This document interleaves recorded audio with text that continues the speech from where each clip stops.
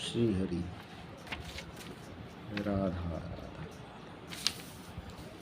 अब गीता का तात्पर्य जानने का प्रयास करते हैं। गीता ज्ञान का अथाह समुद्र है। इसके अंदर ज्ञान का अनंत भंडार भरा पड़ा है। इसका तत्व समझाने में बड़े बड़े दिग्विजय विद्वान और तत्वालोचक महात्माओं की वाणी भी कुंठित हो जाती है, क्योंकि इसका पूर्ण रहस्य भगवान श्री कृष्ण ही जानते हैं। उसके बाद कहीं इसके संकलन करता व्यास जी और श्रोता अर्जुन जी का नंबर आता है। ऐसी अगाध रहस्यमयी गीता का आशय और महत्व समझना मेरे जैसे मनुष्य के लिए ठीक वैसा ही है जैसा एक साधारण पक्षी का अनंत आकाश का पता लगाने के लिए प्रयत्न करना। ये वाणी श्री परम श्रद्धेय श्री गुरुदेव जय दयाल गोयंदका जी की है। इतने महान विद्वान जिन्होंने यह पूरा टीका लिखा, उनकी यह वाणी है। गीता अनंत भावों का अथाह समुद्र है। रत्नाकर में गहरा गोता लगाने पर जैसे रत्नों की प्राप्ति होती है, वैसे ही इस गीता सागर में गहरी डुबकी लगाने से जिज्ञासुओं को नित्य नूतन विलक्षण भाव रत्न राशि की उपलब्धि होती है। परंतु आकाश में गरुड़ भी उड़ते हैं तथा साधारण मच्छर भी। इसी के अनुसार सभी अपने अपने भाव के अनुसार कुछ अनुभव करते ही हैं। अतएव विचार करने पर प्रतीत होता है कि गीता का मुख्य तात्पर्य अनादिकाल से अज्ञानवश संसार समुद्र में पड़े हुए जीव को परमात्मा की प्राप्ति करवा देने में है, और उसके लिए गीता में ऐसे उपाय बतलाए गए हैं जिससे मानव अपने सांसारिक कर्तव्य कर्मों का भली भांति आचरण करता हुआ ही परमात्मा को प्राप्त कर सकता है। व्यवहार में परमार्थ के प्रयोग की यह अद्भुत कला गीता में बतलाई गई है, और अधिकारी भेद से परमात्मा की प्राप्ति के लिए इस प्रकार की दो निष्ठाओं का प्रतिपादन किया गया है। वे दो निष्ठाएं हैं ज्ञान निष्ठा यानी सांख्य योग, और योग निष्ठा यानी कर्म योग। यहाँ यह प्रश्न होता है कि प्रायः सभी शास्त्रों में भगवान को प्राप्त करने के तीन प्रधान मार्ग बतलाए गए हैं, कर्म, उपासना और ज्ञान। ऐसी दशा में गीता ने दो ही निष्ठाएं कैसे मानी हैं? क्या गीता को भक्ति का सिद्धांत मान्य नहीं है? बहुत से लोग तो गीता का उपदेश भक्ति प्रधान ही मानते हैं, और यत्र तत्र भगवान ने भक्ति का विशेष महत्व भी स्पष्ट शब्दों में कहा है, और भक्ति के द्वारा अपनी प्राप्ति सुलभ बतलाई है।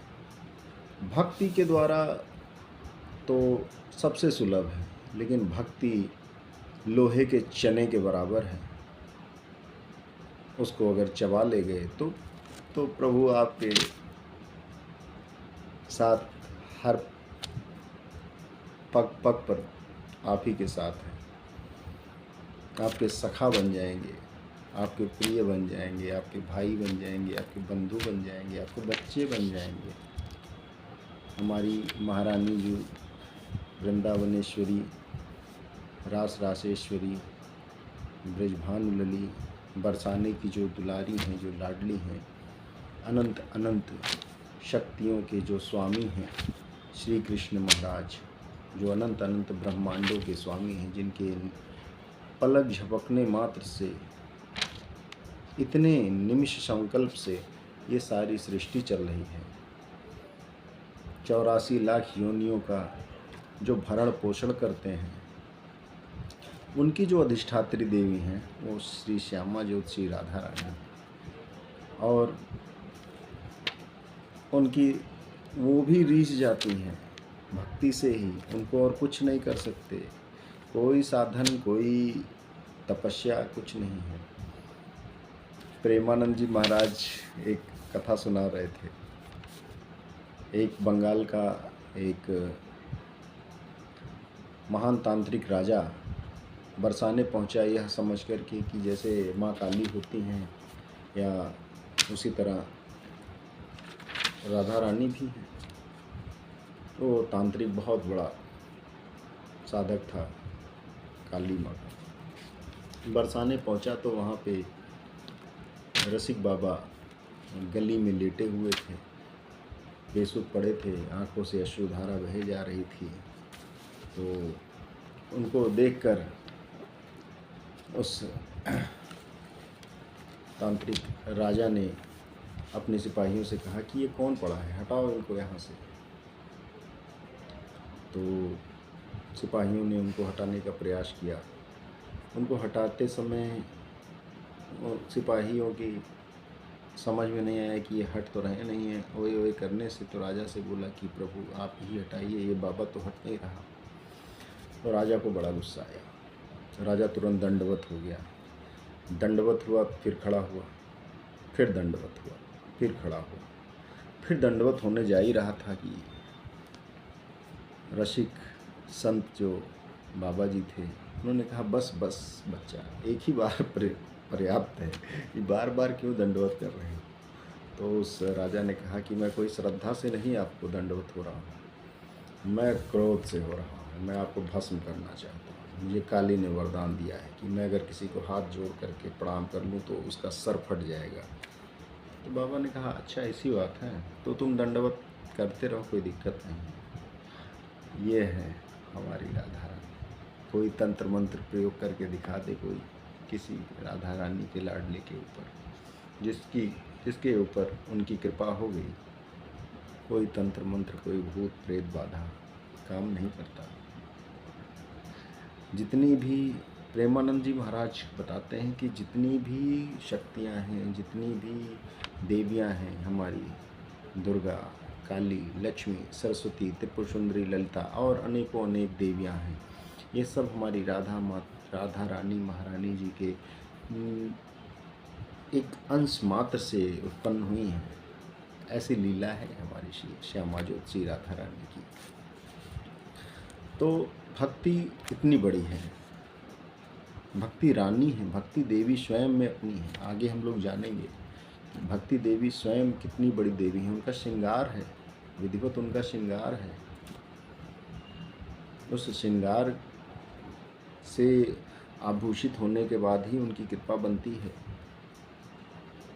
कुछ अनजाने में हो जाते हैं कृपा से, पता नहीं कैसे कृपा कर दें प्रभु श्री जी और लाडली जी, और कुछ तो करते हैं अपने प्रयासों से, साधक हो जाते हैं। तो सभी अपने अपने में पूज्य हैं। अब यहाँ प्रश्न आता है कि बहुत से लोग तो गीता का उपदेश भक्ति प्रधान ही मानते हैं, और यत्र तत्र भगवान ने भक्ति का विशेष महत्व भी स्पष्ट शब्दों में कहा है और भक्ति के द्वारा अपनी प्राप्ति सुलभ बतलाई है। इसका उत्तर यह है कि शास्त्रों में कर्म और ज्ञान के अतिरिक्त जो उपासना का प्रकरण आया है वह उपासना इन्हीं दो निष्ठाओं के अंतर्गत है। जब अपने को परमात्मा से अभिन्न मानकर उपासना की जाती है, यहाँ गौर कीजिएगा, यहाँ थोड़ा ध्यान दीजिएगा, जब अपने को परमात्मा से अभिन्न मानकर उपासना की जाती है तब वह सांख्य निष्ठा के अंतर्गत आ जाती है, और जब भेद दृष्टि से की जाती है तो योग निष्ठा के अंतर्गत मानी जाती है। सांख्य निष्ठा और योग निष्ठा में यही मुख्य अंतर है। इसी प्रकार 13वें अध्याय के 24वें श्लोक में केवल ध्यान के द्वारा परमात्मा की प्राप्ति बतलाई गई है, परंतु वहाँ भी यही बात समझनी चाहिए कि जो ध्यान अभेद दृष्टि से किया जाता है वह सांख्य निष्ठा के अंतर्गत है, और जो भेद दृष्टि से किया जाता है वह योग निष्ठा के अंतर्गत है। गीता ने भक्ति को भगवत भक्ति का प्रधान साधन माना है। लोगों की यह मान्यता भी ठीक ही है। गीता ने भक्ति को बहुत ऊंचा स्थान दिया है। देखिए बात आ गई ना, गीता ने, श्रीमद् भगवद गीता ने भक्ति देवी को बहुत ऊंचा स्थान दिया है। ये गीता ने नहीं, ये श्री कृष्ण महाराज, श्री कृष्ण भगवान ने भक्ति को बहुत ऊंचा स्थान दिया है।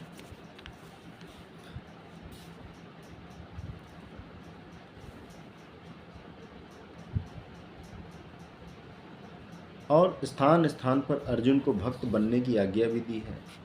परंतु गीता ने निष्ठाएं दो ही मानी हैं। इनमें भक्ति योग निष्ठा में शामिल है, क्योंकि भक्ति में द्वैत भाव रहता है। इसीलिए ऐसा मानना युक्ति विरुद्ध भी नहीं कहा जा सकता है। भक्ति किस प्रकार योग निष्ठा के साथ मिली हुई है, इस पर आगे चलकर विचार किया जाएगा। अस्तु। गीता में केवल भजन पूजन अथवा केवल ध्यान से अपनी प्राप्ति बतलाकर भगवान ने यह भाव दिखलाया है कि योग निष्ठा के पूरे साधन से तो उनकी प्राप्ति होती ही है, उसके एक एक अंग के साधन से भी उनकी प्राप्ति हो सकती है। यह उनकी कृपा है कि उन्होंने अपने को जीवों के लिए इतना सुलभ बना दिया है। ये भगवान की बहुत बड़ी कृपा है कि आज हम इस गीता का अध्ययन कर पा रहे हैं।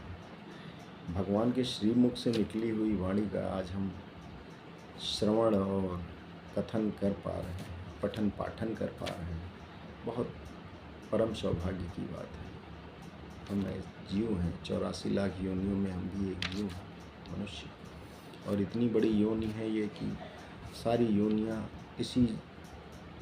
इसी योनि में आकर के ही सिर्फ अपना कल्याण कर सकती हैं, और कोई योनि ऐसी नहीं है जहाँ पे कल्याण हो। यहाँ तक कि देवता, गंधर्व, राक्षस भी कितने बलशाली हो जाएं, लेकिन उनका कल्याण मानव शरीर में ही हो सकता है। इसीलिए कोई भी देवता हो या स्वयं प्रभु हो, जब भी अवतरित होंगे तो वो मानव कल्याण के लिए मानव शरीर में ही उन्हें अवतरित होना पड़ता है। बार बार कोई भी श्राप से मुक्ति पानी हो तो मानव शरीर लेना ही पड़ेगा, इस मृत्यु लोक में आना ही पड़ेगा। इस मृत्यु लोक में सब कुछ नाशवान है, इस दुख लोक में सब कुछ दुख लोक है, तो सब कुछ दुखदायी ही है। लेकिन अगर प्रभु के शरण में हैं और उनकी बताए हुए मार्ग पे चलेंगे तो ये भी एक, जैसे हम नौकरी कर रहे हैं वैसे ही ये पूरा जीवन एक रंगमंच है। यहाँ से बढ़िया आराम से एक्टिंग करते जाओ और आनंद में हरि बोल हरि बोल हरि बोल करते जाओ। परमानंद की अनुभूति ऐसी होगी कि समझ नहीं पाओगे, इतना परमानंद है। आगे चलते हैं।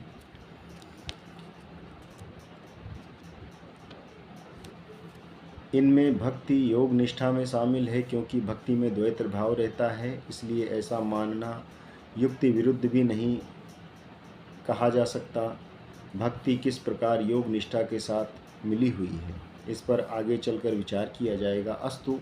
गीता में केवल भजन पूजन अथवा केवल ध्यान से अपनी भक्ति बतलाकर भगवान ने यह भाव दिखलाया है कि योग निष्ठा के पूरे साधन तो उनकी साधन से तो उनकी प्राप्ति होती ही है, उसके एक एक अंग के साधन से भी उनकी प्राप्ति हो सकती है।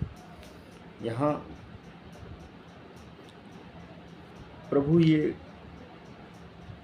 ने साफ बतला दिया है कि जो हम पूजा पाठ करते हैं, कीर्तन करते हैं, भजन करते हैं, व्रत करते हैं, ध्यान करते हैं या यज्ञ करते हैं, प्रभु के जितने भी यज्ञ हैं, जैसे हम भोजन निस्वार्थ कुछ पाने की इच्छा से नहीं, प्रभु की प्रसन्नता के लिए मात्र, चिड़ियों को, कुत्तों को, गायों को, ब्राह्मणों को, चांडाल को, किसी को भी हम भोजन देते हैं, शूद्र को, अपने माता पिता को, किसी और के माता पिता को, पूरे संसार के माता पिता को, पूरे संसार के भाई बंधुओं को, किसी को भी हम भोजन खिलाते हैं, प्रसाद पवाते हैं। ये सब एक यज्ञ है, ये प्रभु को सीधे अर्पित करते हैं। इतनी बात हमको समझ में नहीं आई थी, ये श्रीमद् भगवद गीता जी ने ही बतलाया। ये सब तो ठीक है, ये सब तो करते रहेंगे, करते ही हैं। जब प्रभु अपना लेते हैं तो सब करवाते हैं, क्या क्या नहीं करवाते। लेकिन उनको प्राप्त करने के लिए इसकी तो आवश्यकता है। लेकिन ऐसा भी हो सकता है कि अगर एक हम उस भाव में डूब करके इसके एक अंश मात्र से भी प्रभु की प्राप्ति हो जाती है, अंश मात्र से। अब आप ये समझिए कि ब्रह्मा जी जैसे विद्वान को, जो स्वयं विष्णु भगवान के पुत्र हैं, उनको भगवान के धाम वृंदावन जाने के लिए 70,000 वर्षों की तपस्या करनी पड़ती है। और वहीं भक्त प्रहलाद 5 वर्ष के भक्त प्रहलाद 6 माह की तपस्या से भगवान श्री हरि विष्णु को अपने पास बुला लेते हैं।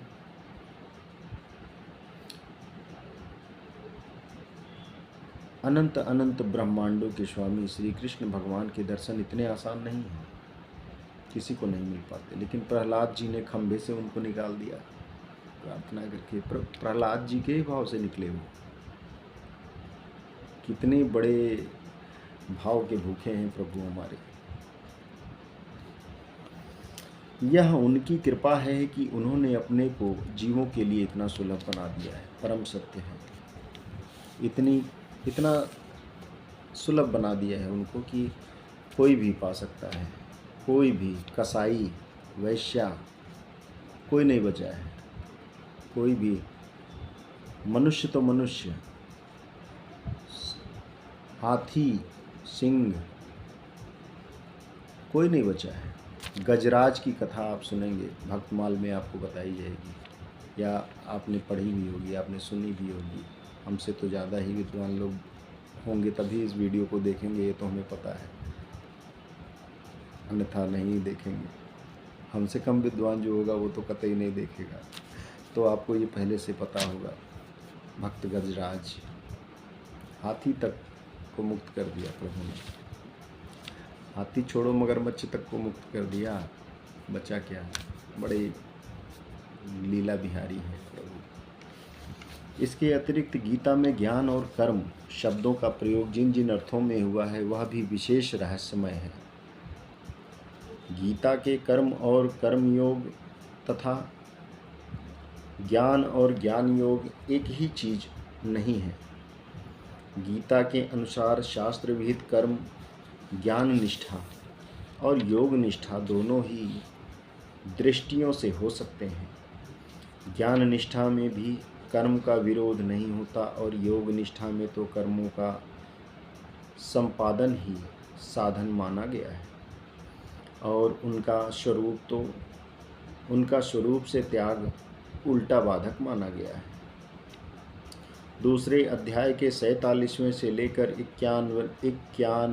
51वें श्लोक तक तथा तीसरे अध्याय के 19वें और चौथे अध्याय के 42वें श्लोकों में अर्जुन को योग निष्ठा की दृष्टि से कर्म करने की आज्ञा दी गई है। और तीसरे अध्याय के 28वें तथा 5वें अध्याय के 8वें, 9वें और 13वें श्लोक में सांख्य यानी ज्ञान निष्ठा की दृष्टि से कर्म करने की बात कही गई है। सकाम कर्म के लिए किसी भी निष्ठा में स्थान ही नहीं है। सकाम कर्मियों को तो भगवान ने तुच्छ बुद्धि बतलाया गया है। सकाम कर्मी मतलब अगर हम कोई भाव लेकर के भगवान के पास जाते हैं कि अगर हम एक नारियल तोड़ेंगे तो भगवान इस नारियल के बदले हमको एक प्लॉट रजिस्ट्री करवा देंगे। सकाम भाव कि हम कुछ पाने की इच्छा से आपके पास जा रहे हैं, मांग रहे हैं, उसको भगवान ने सिर्फ तुच्छ बुद्धि कहा है और कुछ नहीं। ज्ञान का अर्थ भी गीता में केवल ज्ञान योग नहीं है, फल रूप ज्ञान जो सब प्रकार के साधनों का फल है, जो ज्ञान निष्ठा और योग निष्ठा दोनों का फल है और जिसे यथार्थ ज्ञान अथवा तत्व ज्ञान भी कहते हैं, उसे भी ज्ञान शब्द ही कहा है। चौथे अध्याय के 24वें और 25वें के उत्तरार्ध में ज्ञान योग का वर्णन है और इसी अध्याय के 36वें से 39वें श्लोक तक में फल रूप ज्ञान का वर्णन है। इसी प्रकार अन्यत्र भी प्रसंगानुसार समझ लेना चाहिए। अब सांख्य निष्ठा और योग निष्ठा के क्या स्वरूप हैं, उन दोनों में क्या अंतर है उनके कितने और कौन कौन से अवान्तर भेद हैं तथा दोनों निष्ठाएं स्वतंत्र हैं अथवा परस्पर सापेक्ष हैं, इन निष्ठाओं के पास कौन कौन अधिकारी हैं, इत्यादि विषयों पर संक्षेप से विचार किया जा रहा है। अब सांख्य निष्ठा और योग निष्ठा का स्वरूप, इसकी चर्चा हम अगले वीडियो में करेंगे, अन्यथा ये बहुत बड़ा वीडियो हो जाएगा अभी के लिए। शेष चर्चा आगे। श्री राधा वल्लभ लाल की जय।